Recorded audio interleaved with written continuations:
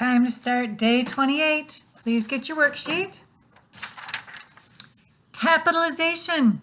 It's just a review day. Let's read the sentence. Many people attended the Florida Pirate Festival in St. Petersburg in November. All right, so we know the first word's going to be capitalized, M in many.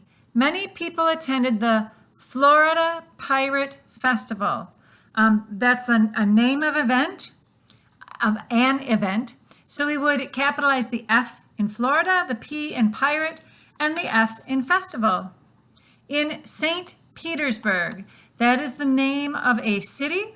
So the S in Saint is capitalized and the P in Petersburg is capitalized. November is a month, so it is also capitalized. Here you go. Many people attended the Florida Pirate Festival in St. Petersburg in November. Good job. Punctuation. Place the title of short poems, stories, fables, nursery rhymes, articles, essays, units, chapters, speeches, and songs in quotation marks. And they give you a couple of examples. Here's our sentence to punctuate. Was Wait for the Wagon a popular song for many pioneers? Well, I'm not a pioneer.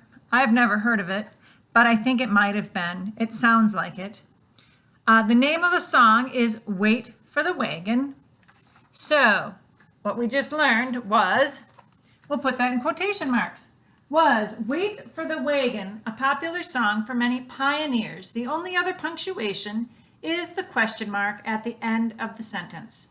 So look carefully at how the quotation marks go and the question mark at the end of the sentence. Parts of speech, pronouns. Objective pronouns serve as objects of the preposition, a direct object, or an indirect object. To review with you what objective pronouns are, or which words are objective pronouns, they've had a fun little event for you here that you're going to take the letters and unscramble them to form the objective pronouns. All right, so let's take a look and see if you can guess what they are.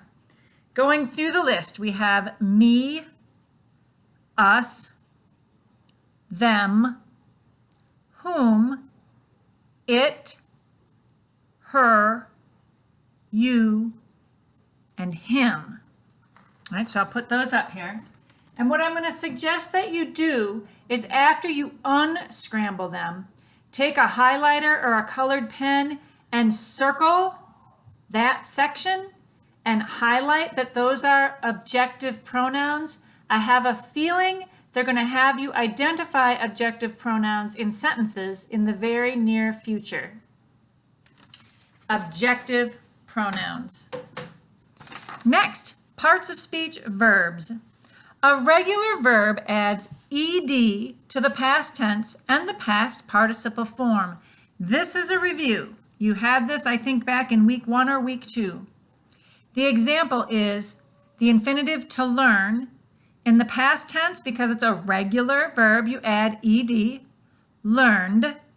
And in the past participle, it would be had learned. Again, ed. An irregular verb does not add ed to the past tense and or the past participle form. So here the example is to teach. In the past tense is taught, and in the past participle, it would be had taught. However, you say had before the past participle to help you figure out what the ending is going to be. You don't have to put had in the list that they have below. So you're going to write the past tense and the past participle of each word in this list. So the first one, A, to drive. What would the past tense of drive be? So today I drive. Yesterday I drove. In the past I had driven. Okay, so for to drive, it would be drove for the past tense and driven for the past participle. The next verb is to beat. The past tense would be beat also. Today I beat my drum. Yesterday I beat my drum. But the past participle, you don't say had beat. You would say had beaten. I had beaten my drum when I was rudely interrupted. So beat is beat, beaten. To fall. The past tense of fall. Today I fall. Yesterday I fell. And the past participle you would say had fallen. So fallen is the past participle. So it would be to fall, fell, fallen. Next example, letter D, to point. Today I point. Yesterday I pointed, the ed ending, pointed. And then I had pointed. So to point is pointed, pointed. To know, in the past tense. So today I know, yesterday I knew, K-N-E-W. And then the past participle, you don't say had knew, I had knew about it. You'd say had known, K-N-O-W-N. So for to know, the past tense is knew, and the past participle is known. Then we have the verb to begin. The past tense of begin is began, and the past participle, you wouldn't say had began, you say had begun.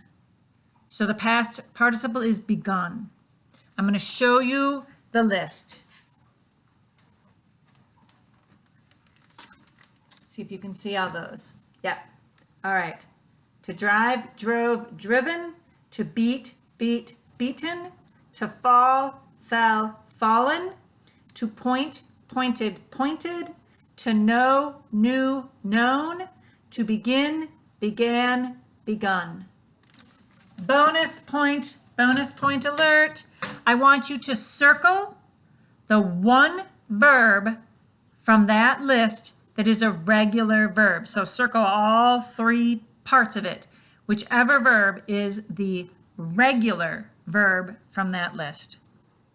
The last thing that you need to do then is sentence combining. You have 4 sentences to combine into one. I have great confidence in your abilities, and I look forward to reading what you come up with. Thank you for your time, and God bless you.